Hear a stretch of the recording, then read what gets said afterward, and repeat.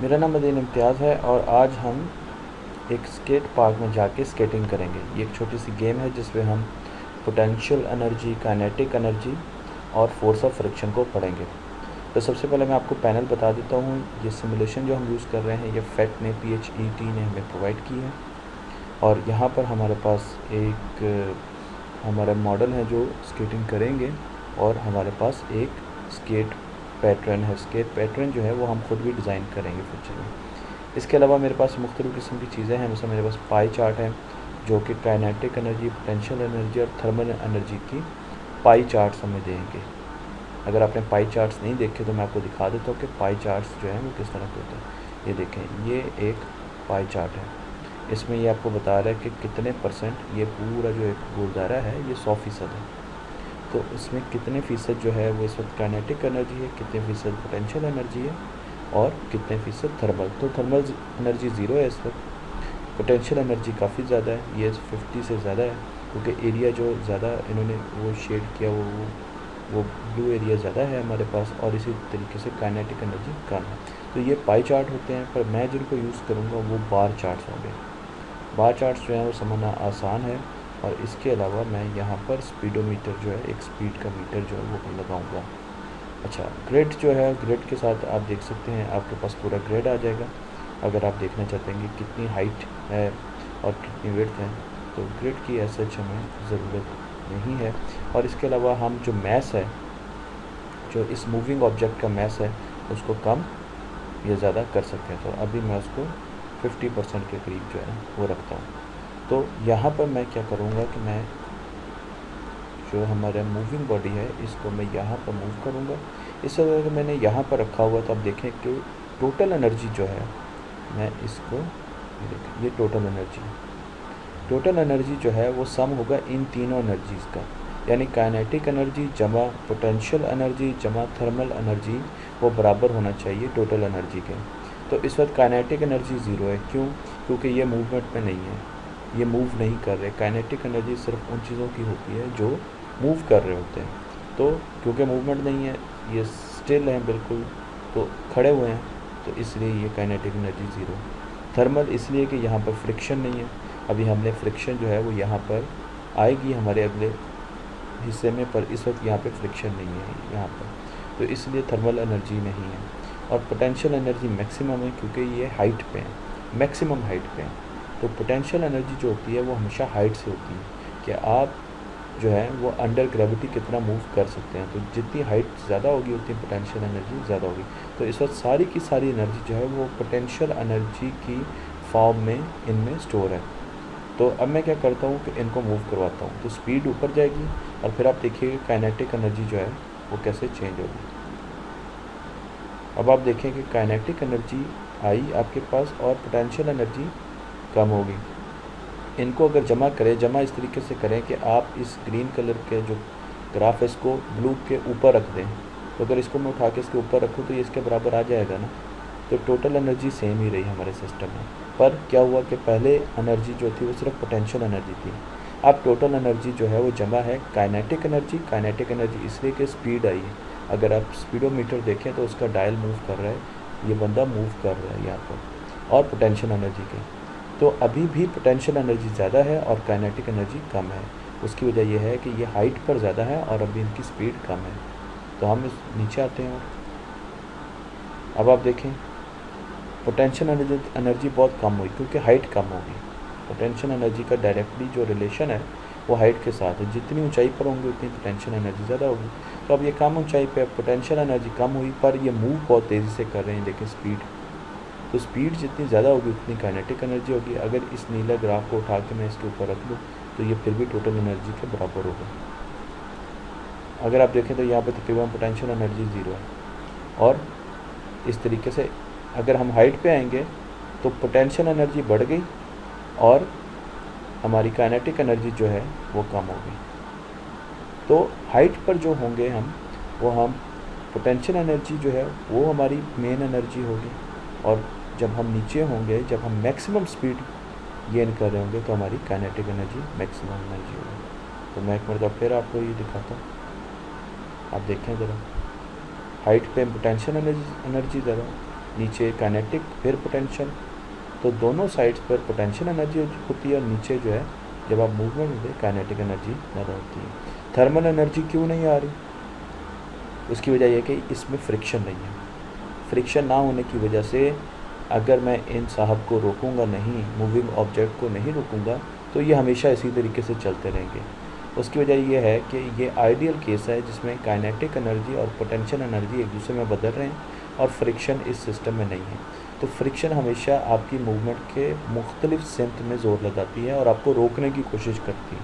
Friction हमेशा एक moving body को रोकने की कोशिश करती है, पर क्योंकि इस सिस्टम में फ्रिक्शन नहीं है तो इसलिए थर्मल एनर्जी यानी एनर्जी जो है वो हीट की फॉर्म में ज़ाया नहीं होगी।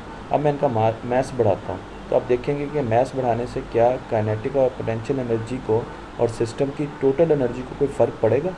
अब आपने गौर से देखना है, एनर्जी को देखें, ये बड़ी होगी तो आपके सिस्टम की टोटल एनर्जी जो है वो बढ़ गई, और इसी तरीके से आपकी पोटेंशियल एनर्जी और काइनेटिक एनर्जी वो भी बढ़ना शुरू हो गई। तो हमने जैसे ही मैस ज़्यादा किया तो हमारे सिस्टम की टोटल एनर्जी जो है वो बढ़ना शुरू हो गई। अब मैं मैस कम कर देता हूँ, तो जैसे ही हमने मैस कम किया तो हमारे सिस्टम की टोटल एनर्जी जो है वो कम हो गई, पर स्टिल एनर्जी में जो बदलाव है एक एनर्जी से दूसरी एनर्जी में वो अभी भी उसी तरीके से है। तो एनर्जी की तब्दीली में यानी काइनेटिक एनर्जी पोटेंशियल एनर्जी में बदल रही है और पोटेंशियल एनर्जी काइनेटिक एनर्जी में बदल रही है, पर ओवरऑल सिस्टम की एनर्जी जो है वो कम हो गई है। अब हम आगे जाते हैं और फ्रिक्शन वाला केस पढ़ते हैं। अब हमने इनिशियली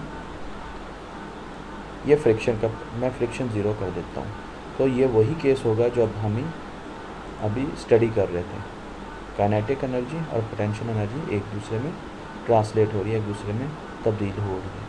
तो पोटेंशियल एनर्जी हाइट पर मैक्सिमम होती है और काइनेटिक एनर्जी जहाँ पर ज़्यादा स्पीड हो वहाँ पर, मोशन में ज़्यादा वहाँ पर होती है सबसे ज़्यादा। तो मैं अब क्या करता हूँ, फ्रिक्शन ऐसा ऐसा बढ़ाता हूँ। आप देखेंगे थर्मल एनर्जी आएगी।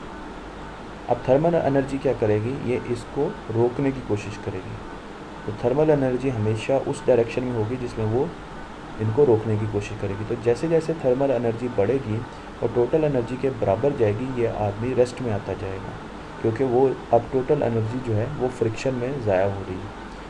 थर्मल एनर्जी यानी ये इसका जो स्केटबोर्ड है वो यहाँ पे गर्म हो रहा है, उसका टेम्परेचर बढ़ रहा है और ऐसा ऐसा ये, और आप देखेंगे काइनेटिक और पोटेंशियल एनर्जीज कम हो रही है क्योंकि ज़्यादा एनर्जी थर्मल एनर्जी ने ले ली।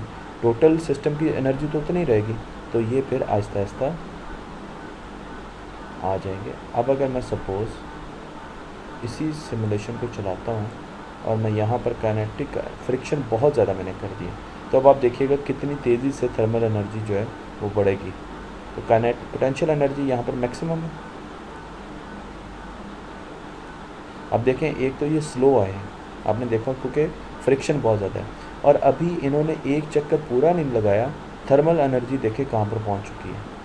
पोटेंशियल एनर्जी ज़ीरो है, काइनेटिक एनर्जी ज़्यादा है, पर काइनेटिक एनर्जी अगर फ्रिक्शन ना होती तो यहाँ मैक्सिमम होती, पूरे टोटल एनर्जी के बराबर होती काइनेटिक एनर्जी, जैसे कि हमने पिछले सिस्टम्स में देखा। पर अब क्या हुआ, थर्मल एनर्जी ने काइनेटिक एनर्जी का कुछ हिस्सा ज़ाया कर दिया, वो हीट में यहाँ पर हरारत में बदल गया जो इसके पहियों और इस सरफेस के दरमियान पैदा हो रही है, तो वो ज़ाया हो रही है। इस एनर्जी को अब ऐड करेंगे इसमें तो टोटल सिस्टम की एनर्जी आएगी। तो हम आगे चलते हैं। अब आप देखिएगा पोटेंशियल एनर्जी जो है, अब देखिए पोटेंशियल एनर्जी में हमारे पास कम हुई, उसकी वजह यह है कि थर्मल एनर्जी जो है उसने पोटेंशियल एनर्जी का भी कुछ हिस्सा ज़ाया कर दिया। तो आप देखिए कितनी जल्दी से थर्मल एनर्जी जो है वो बढ़ रही है और आगे को जा रही है। तो फ्रिक्शन से ये साबित हुआ कि हमारी बॉडी बहुत जल्दी रेस्ट में आ गई। पोटेंशियल एनर्जी और काइनेटिक एनर्जी के अलावा थर्मल एनर्जी जो है वो भी हमारे सिस्टम में पैदा होना शुरू होगी। तो मैं एक मतलब दोबारा रिपीट करता हूँ उनको। अब देखिएगा स्पीड भी बहुत ज़्यादा नहीं जाएगी, ये आप देखें, अब स्पीड जो है उसका डायल आप गौर से देखें तो स्पीड बहुत कम हो रही है क्योंकि काइनेटिक एनर्जी भी उसी तरीके से प्रोड्यूस हो रही है। अब हम एक छोटे से और एक्सपेरिमेंट करते हैं, और वो एक्सपेरिमेंट ये है कि मैं यहाँ पर, अब ये देखिए कि मैं यहाँ पर लेके आता हूँ, और यहाँ पर पोटेंशियल एनर्जी और काइनेटिक एनर्जी जो है आपने उनका रिलेशन पहले देखना है। तो मैं फ्रिक्शन को ज़ीरो कर देता हूँ और हम ये देखते हैं कि पोटेंशियल एनर्जी, इस वक्त सारी पोटेंशियल एनर्जी है। तो अब क्या हुआ, काइनेटिक एनर्जी आहिस्ता आहिस्ता बढ़ रही है, पोटेंशियल कम हो रही है। अब यहाँ पर क्या हुआ, पोटेंशियल एनर्जी बहुत कम हो गई, काइनेटिक एनर्जी क्योंकि स्पीड बहुत ज़्यादा है, मूवमेंट ज़्यादा है तो ज़्यादा हो गई।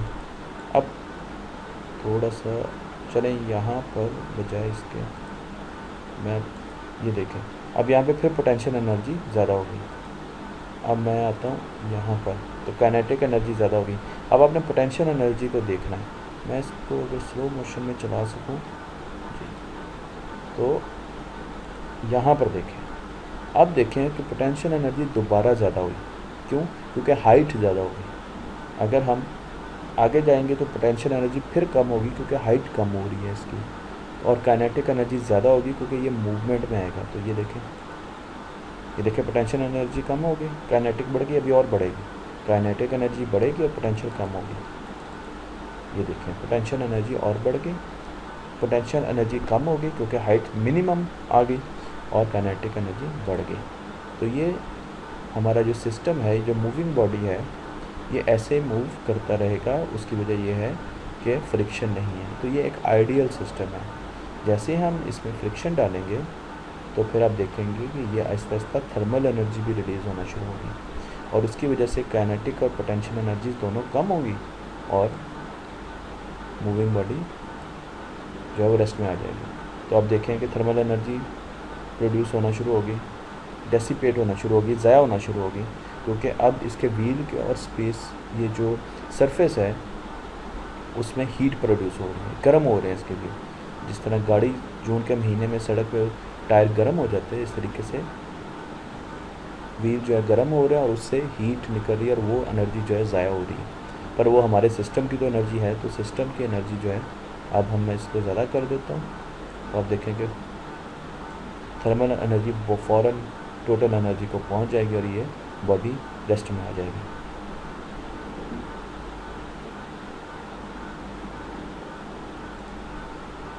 तो मैंने इसको नॉर्मल कर दिया।